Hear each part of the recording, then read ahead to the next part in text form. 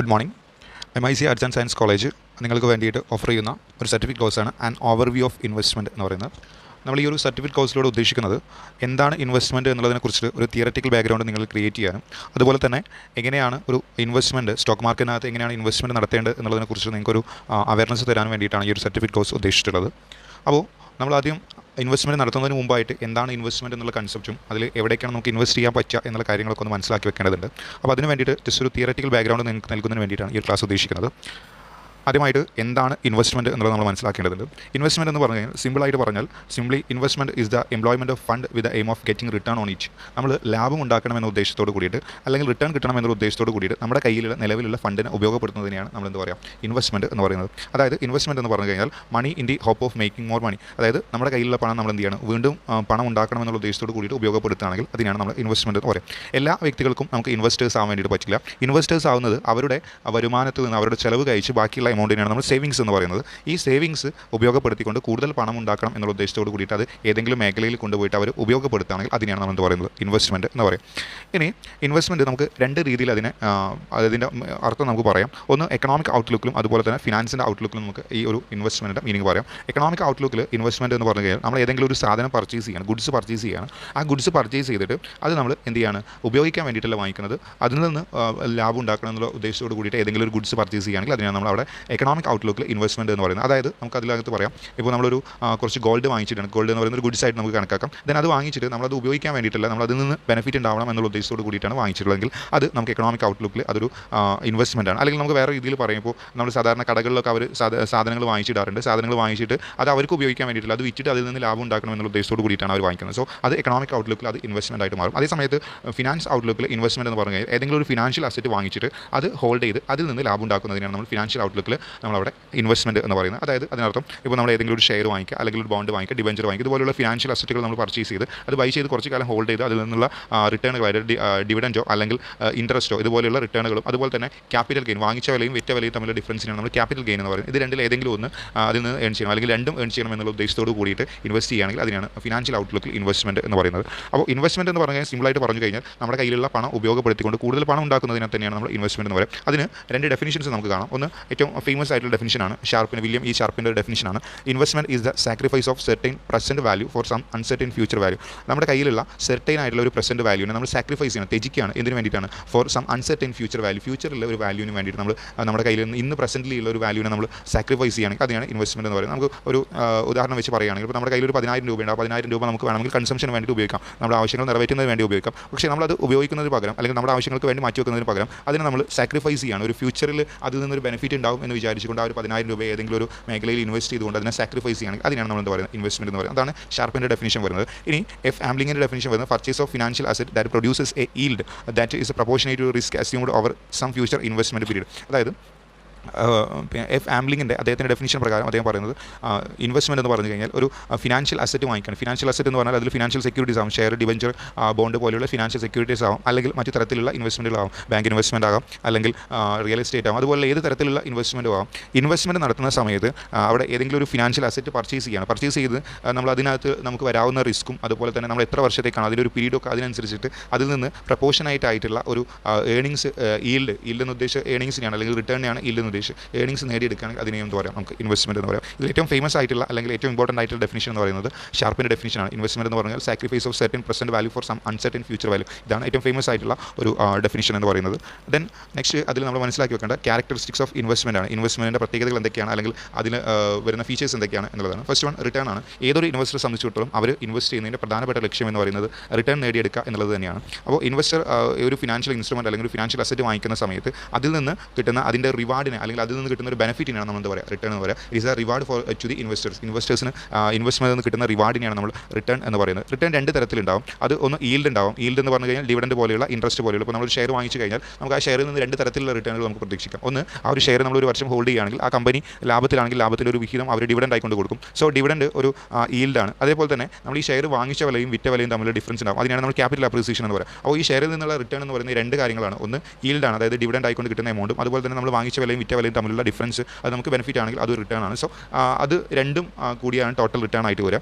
ഇനി ഒരു ഡിവിഡൻഡോ അല്ലെങ്കിൽ ഡിവിഡൻഡ് അല്ല ഡിബഞ്ചറോ അല്ലെങ്കിൽ ബോണ്ടോ നമ്മൾ വാങ്ങിക്കുന്നെങ്കിൽ അതിന് നമുക്ക് ഇൻട്രസ്റ്റ് ആയിരിക്കും കിട്ടുക. ഇൻട്രസ്റ്റും അതിൻ്റെയും വാങ്ങിച്ച വിലയും വിറ്റ വിലയും തമ്മിൽ ഡിഫറൻസ് ഉണ്ടായിരിക്കും. ഇപ്പോൾ ഇനി അതേ സമയത്ത് നമ്മൾ ഗോൾഡാണ് വാങ്ങിക്കുന്നതെങ്കിൽ അതിൽ നിന്ന് വേറെ റിട്ടേണുകളൊന്നും കിട്ടാണ്ടാവില്ല. അവിടെ ക്യാപിറ്റൽ അപ്രീസിയേഷൻ മാത്രമേ ഉണ്ടാവുള്ളൂ. അപ്പോൾ ചില റിട്ടേണുകൾക്ക് രണ്ട് തരത്തിൽ റിട്ടേൺ ഈൽഡും അതേപോലെ തന്നെ ക്യാപിറ്റൽ അപ്രീസിയേഷൻ ഉണ്ടായിരിക്കും. ചില ഇൻവെസ്റ്റ്മെൻറ്റുകൾക്ക് ക്യാപിറ്റൽ അപ്രീസിയേഷൻ മാത്രമാണ് ഉണ്ടാവുക, ചില ഇൻവെസ്റ്റ്മെൻറ്റുകൾക്ക് ഈൽഡ് മാത്രമാണ് ഉണ്ടാവുക. അപ്പോൾ അത് നമ്മൾ മനസ്സിലാക്കി വെക്കണം. അപ്പോൾ റിട്ടേൺ എന്ന് പറഞ്ഞു കഴിഞ്ഞാൽ ഒരു ഇൻവെസ്റ്റേഴ്സിനുള്ള റിവാർഡാണ് അല്ലെങ്കിൽ ബെനിഫിറ്റാണ്. ദെൻ രണ്ടാമത്തെയാണ് റിസ്ക് എന്ന് പറയുന്നത്. ഇപ്പോൾ ഒരു ഇൻവെസ്റ്റ്മെൻറ്റ് ഒരു കോയിൻ ആണെങ്കിൽ അതിൻ്റെ ഒരു സൈഡ് റിട്ടേൺ ആണെങ്കിൽ അതിൻ്റെ മറ്റൊരു വശമാണ് റിസ്ക് എന്ന് പറയുന്നത്. നമുക്കൊരു ഇൻവെസ്റ്റ്മെൻറ്റ് ഒരു കോയിനായിട്ട് എടുക്കുകയാണെങ്കിൽ അതിന് രണ്ട് സൈഡുകളായിട്ട് റിസ്കിനെയും റിട്ടേണിനെയും പറയാം.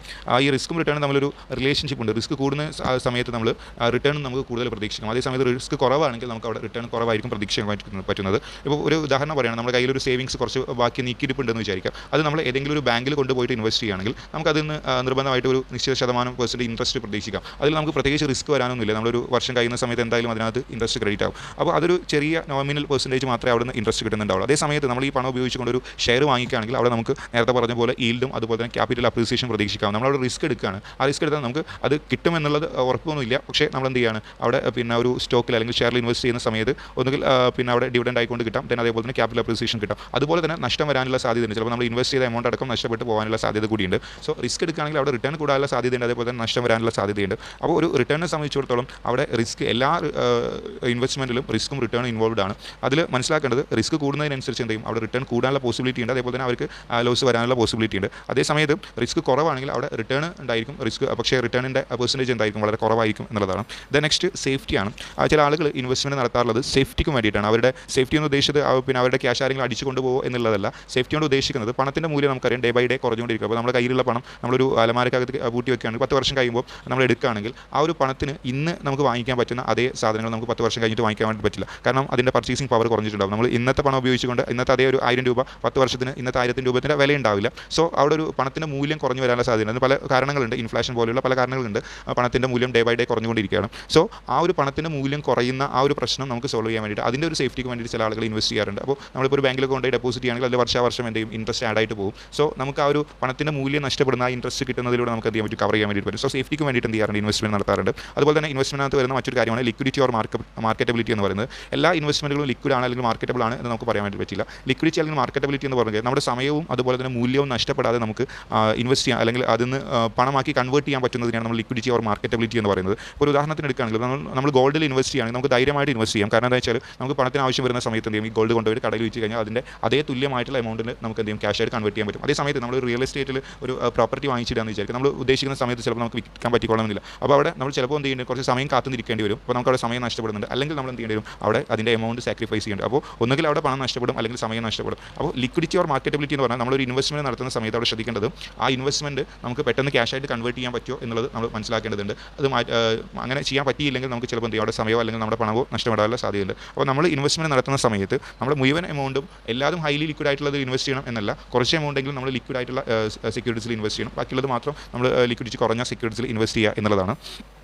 നെക്സ്റ്റ് സ്റ്റെബിലിറ്റി ഓഫ് ഇൻകം ആണ്. സ്റ്റെബിലിറ്റി ഓഫ് ഇൻകം എന്ന് പറഞ്ഞു കഴിഞ്ഞാൽ ചില ആളുകളൊക്കെ ഇൻവെസ്റ്റ്മെൻറ്റ് നടത്തുന്നവർക്കൊരു സ്ഥിരമായിട്ടുള്ള വരുമാനം പ്രതീക്ഷിച്ചുകൊണ്ടാണ്. ചില ആളുകൾ അവരുടെ പെൻഷൻ പ്ലാനൊക്കെ ക്രിയേറ്റ് ചെയ്യാൻ വേണ്ടിയിട്ടൊക്കെ ഇൻവെസ്റ്റ്മെൻറ്റ് നടത്താറുണ്ട്. അങ്ങനെ സ്റ്റേബിൾ ആയിട്ടുള്ള റിട്ടേൺ കിട്ടണമെന്നുള്ള ഉദ്ദേശത്തോട് കൂടിയിട്ടൊക്കെ ഇൻവെസ്റ്റ്മെൻറ്റ് നടത്താറുണ്ട്. അങ്ങനെയുള്ള സ്റ്റേബിൾ ആയിട്ടുള്ള റിട്ടേൺ കിട്ടണമെന്ന് പ്രതീക്ഷിച്ചുകൊണ്ട് ഇൻവെസ്റ്റ് ചെയ്യുന്ന ആളുകളാണ് ബാങ്കിൽ ഇൻവെസ്റ്റ് ചെയ്യുന്നത് അല്ലെങ്കിൽ ഡിബഞ്ചറിൽ ബോണ്ടിലൊക്കെ ഇൻവെസ്റ്റ് ചെയ്യുന്നത്. അതൊക്കെ ആയാൽ കമ്പനിക്ക് ലാഭമാണെങ്കിലും നഷ്ടമാണെങ്കിലും എന്തെങ്കിലും അവർക്ക് സ്റ്റേബിൾ ആയിട്ടുള്ള നിശ്ചിത ശതമാനം ഇൻട്രസ്റ്റ് അവർക്ക് കിട്ടും. അതേ സമയത്ത് ഷെയറിലോ അല്ലെങ്കിൽ മറ്റു തരത്തിലുള്ള ഇൻവെസ്റ്റ്മെൻറ്റ് ഒക്കെ ആണെങ്കിൽ അവിടെ ചിലപ്പോൾ സ്റ്റേബിൾ ആയിട്ടുള്ള റിട്ടേൺ കിട്ടിക്കോണം എന്നില്ല. അപ്പോൾ ഇങ്ങനെയുള്ള സ്റ്റേബിൾ ആയിട്ടുള്ള ഒരു ഇൻകം പ്രതീക്ഷിച്ചുകൊണ്ടാണ് ഇൻവെസ്റ്റ് ചെയ്യുന്നതെങ്കിൽ ഒരു ഇൻട്രസ്റ്റ് കിട്ടാവുന്ന തരത്തിലുള്ള ഇപ്പോൾ ബാങ്കിൽ അല്ലെങ്കിൽ ഡിബഞ്ചറിലോ ബോണ്ടിലൊക്കെ ഇൻവെസ്റ്റ് ചെയ്യുന്നതായിരിക്കും ഏറ്റവും നന്നായി വരും. ദെൻ ലാസ്റ്റ് ഒരു ഇൻവെസ്റ്റ്മെൻറ്റ് ക്യാരക്ടറിസ്റ്റിക്സ് ആയിട്ട് പറയാൻ പറ്റുന്ന ടാക്സ് കൺസിഡറേഷനാണ്.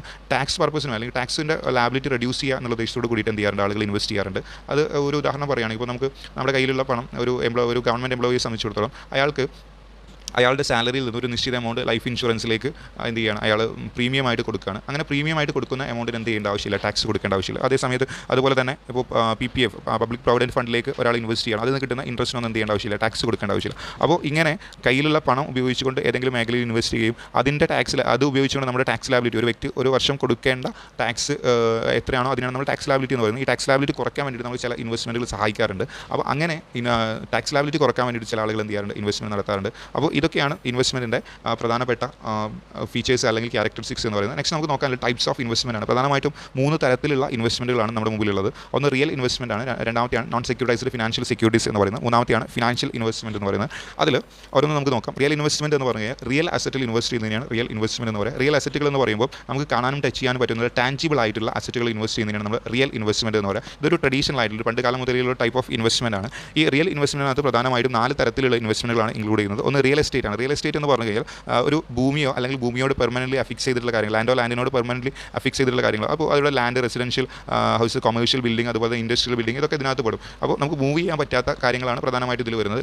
ലാൻഡിനോട് പെർമനൻ്റ് എന്ത് ചെയ്യണം, അഫിക്സ് ചെയ്തിട്ടുള്ള കാര്യങ്ങളോ ഉണ്ടെങ്കിൽ അതിനെയാണ് നമ്മൾ റിയൽ എസ്റ്റേറ്റ് എന്ന് പറയുക. അപ്പോൾ അതിനകത്ത് വരുന്ന കാര്യങ്ങളാണ് ഒന്നുകിൽ ഭൂമിയാകാം, അല്ലെങ്കിൽ ഏതെങ്കിലും തരത്തിലുള്ള ബിൽഡിങ്ങുകളാകാം, അല്ലെങ്കിൽ വീടുകളാകും. ഈ കാര്യങ്ങളൊക്കെയാണ് റിയൽ എസ്റ്റേറ്റ് ഇതിനകത്ത് ഇൻവെസ്റ്റ്മെൻറ്റിനകത്ത് വരുന്നത്. ഇനി രണ്ടാമത്തതാണ് കമോഡിറ്റീസ് ആണ്. കമോഡിറ്റീസ് എന്ന് പറഞ്ഞാൽ നമ്മൾ റിയൽ എസ്റ്റേറ്റ് നമുക്ക് ഇമൂവബിൾ ആയിട്ടുള്ള അല്ലെങ്കിൽ മൂവ് ചെയ്യാൻ പറ്റാത്ത തരത്തിലുള്ള ഇതാണ് വരുന്നത്. അതേ സമയത്ത് കമോഡിറ്റീസിനകത്ത് മൂവബിൾ ആയിട്ടുള്ള ഗുഡ്സ് ആണ്. ഇനി ഗുഡ്സ് ട്രേഡഡ് ഓൺ എക്സ്ചേഞ്ച്, നമുക്കൊരു ഒരു സാധനത്തിന് പകരം മറ്റൊരു സാധനമായിട്ട് അങ്ങനെ ഉപയോഗിക്കാൻ പറ്റുന്ന തരത്തിലുള്ള അല്ലെങ്കിൽ നമുക്ക് മൂവ് ചെയ്യാൻ പറ്റുന്ന തരത്തിലുള്ള ഗുഡ്സിനെയാണ് നമ്മൾ കമോഡിറ്റീസ് എന്ന് പറയുക. അതിന് ഉദാഹരണമായിട്ട് iron, copper, oil, sugar, coffee, ഇതൊക്കെ നമുക്ക് എന്ത് ചെയ്യാം, നമുക്ക് അവിടെ ഈ കമോഡിറ്റീസിന് എക്സാമ്പിളായിട്ട് പറയാം. അപ്പോൾ നമുക്ക് എന്ത് ചെയ്യാൻ പറ്റും, ഒരു സ്ഥലത്ത് നിന്ന് കുറച്ച് അയൺ വാങ്ങിച്ചിട്ട് അടുത്ത സ്ഥലത്തേക്ക് കൊണ്ടുപോകാൻ വേണ്ടിയിട്ട് പറ്റും. അല്ലെങ്കിൽ കോപ്പർ, ഓയിൽ ആയിക്കോട്ടെ, ഷുഗർ ആയിക്കോട്ടെ, കോഫി ആയിക്കോട്ടെ, നമുക്ക് മൂവ് ചെയ്യാൻ പറ്റുന്നതും അതുപോലെ തന്നെ ഒന്നിന് പകരം മറ്റൊന്ന് വാങ്ങിക്കാൻ പറ്റുന്ന തരത്തിലുള്ള കാര്യത്തിനാണ് നമ്മൾ എന്താ പറയുക, കമോഡിറ്റീസ് എന്ന് പറയുന്നത്.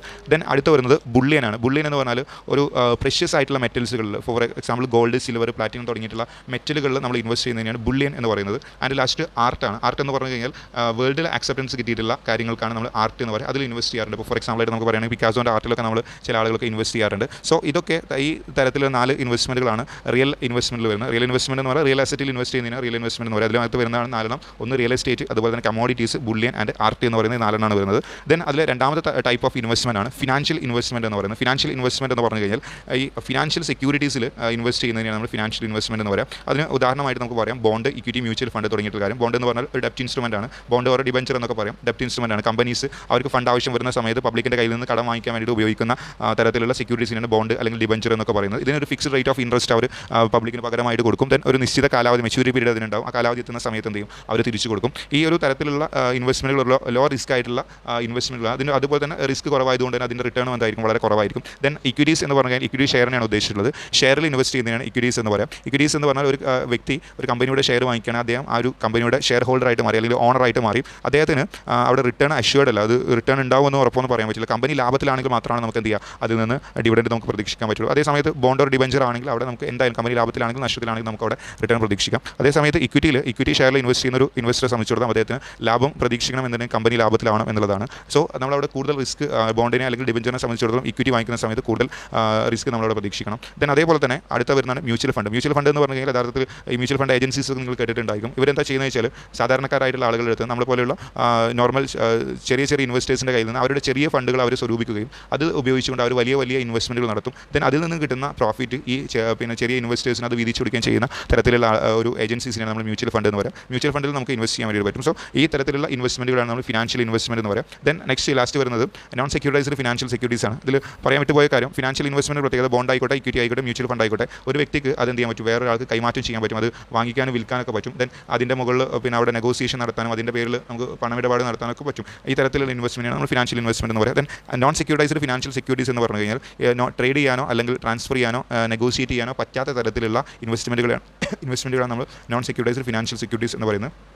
അതായത് നമ്മളൊരു ഇൻവെസ്റ്റ്മെൻറ്റ് നടത്തി അത് നമുക്ക് വേറൊരാൾക്ക് കൈമാറ്റം ചെയ്യാനോ അല്ലെങ്കിൽ അതിൻ്റെ പേരിൽ നമുക്ക് കച്ചവടം നടത്താനോ അല്ലെങ്കിൽ അതിൻ്റെ പേരിൽ നമുക്ക് വില പേശാനോ പറ്റാത്ത തരത്തിലുള്ള ഇൻവെസ്റ്റ്മെൻറ്റുകളാണ് നമ്മൾ എന്താ പറയുന്നത്, നോൺ സെക്യൂരിറ്റൈസ്ഡ് ഫിനാൻഷ്യൽ സെക്യൂരിറ്റീസ് എന്ന് പറയാം. അതിനകത്ത് വരുന്നത് ബാങ്ക് ഡെപ്പോസിറ്റ്. ഇപ്പോൾ നമ്മൾ ബാങ്കിൽ കൊണ്ടുപോയിട്ട് നമ്മൾ ഇൻവെസ്റ്റ് ചെയ്ത് കഴിഞ്ഞാൽ നമുക്ക് ആ ഒരു ബാങ്ക് അക്കൗണ്ട് വേറെ ആൾക്ക് വിൽക്കാൻ വേണ്ടിയിട്ട് പറ്റില്ല, അല്ലെങ്കിൽ ആ ഒരു ബാങ്ക് അക്കൗണ്ട് വേറൊരാളുടെ പേരിലേക്ക് ട്രാൻസ്ഫർ ചെയ്യാൻ വേണ്ടിയിട്ട് പറ്റില്ല, അല്ലെങ്കിൽ അതിൻ്റെ മുകളിൽ നമുക്ക് വില പേശാൻ വേണ്ടിയിട്ട് പറ്റില്ല. ഈ തരത്തിലുള്ള bank deposit, fixed deposit, then post office deposit, provident fund, national saving scheme തുടങ്ങിയിട്ട് ലൈഫ് ഇൻഷുറൻസ്, ഈ കാര്യങ്ങളൊന്നും നമുക്ക് എന്ത് ചെയ്യാൻ പറ്റില്ല, ഒരിക്കലും ട്രേഡ് ചെയ്യാനോ അല്ലെങ്കിൽ നെഗോഷിയേറ്റ് ചെയ്യാനോ അല്ലെങ്കിൽ ട്രാൻസ്ഫർ ചെയ്യാനോ പറ്റാത്ത തരത്തിലുള്ള സെക്യൂരിറ്റീസ് ആണ്. ഇങ്ങനെയുള്ള ഇൻവെസ്റ്റ്മെൻറ്റുകളാണ് നമ്മൾ നോൺ സെക്യൂരിറ്റൈസ്ഡ് ഫിനാൻഷ്യൽ സെക്യൂരിറ്റീസ് എന്ന് പറയുന്നത്. അപ്പോൾ പ്രധാനമായിട്ടും ഇതാണ് 3 ടൈപ്സ് ഓഫ് ഇൻവെസ്റ്റ്മെൻറ്റ് വരുന്നത്. ബാക്കി നമുക്ക് നെക്സ്റ്റ് വീഡിയോയിൽ ഡിസ്കസ് ചെയ്യാം. Thank you.